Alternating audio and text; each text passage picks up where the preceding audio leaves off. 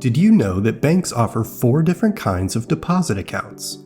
In this video, we're going to explain the 4 types of accounts offered by banks and credit unions: checking accounts, savings accounts, money market accounts, and certificates of deposit, or CDs. Each account type has its benefits and drawbacks, and each account serves a valid purpose.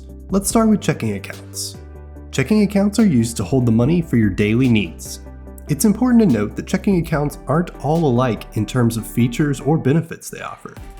Banks can offer multiple checking account options designed to fit a variety of banking needs, including kids or teen checking, student checking, senior checking, interest checking, and rewards checking. A basic checking account is generally the most common option you'll find. With a basic checking account, you may be able to spend using a debit card, pay bills online, or via paper check, and transfer funds to or from linked accounts. Basic or standard checking accounts may come with a monthly maintenance fee or have minimum balance requirements you need to meet to avoid the fee. The downside of these accounts is typically just that, the fees, although these can differ between banks. When you're looking to grow your money a little more, banks also offer savings accounts.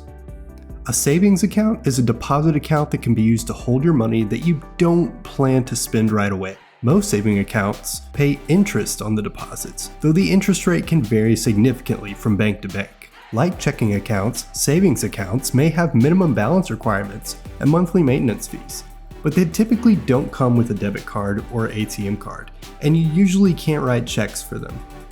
That's because saving accounts aren't designed for everyday spending or paying bills.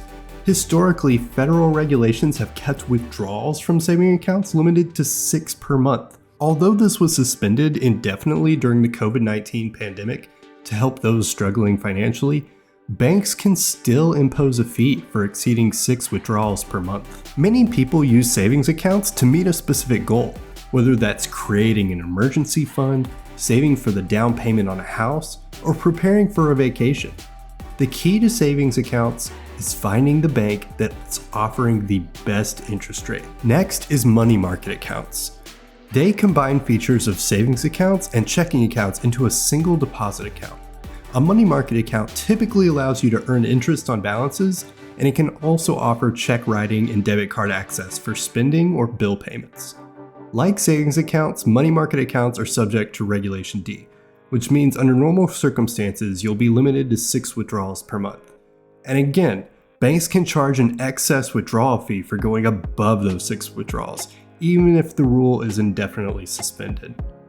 Money market accounts may have higher initial deposit limits to open and higher minimum balance requirements to maintain.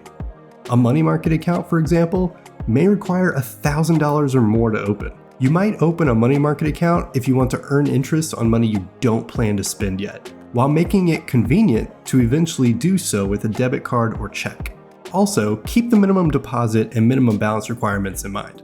While you don't necessarily need several $1,000s to open a money market account, you may need it to earn the best rate.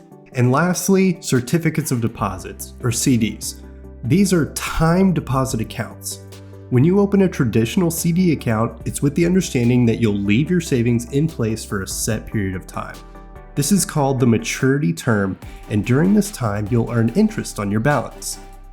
Once the CD matures, you can either withdraw your initial deposit along with your interest earned, or roll the entire account over into a new CD. Banks may offer CDs with terms as short as 28 days or as long as 10 years or more. Generally, a longer term means higher interest rates.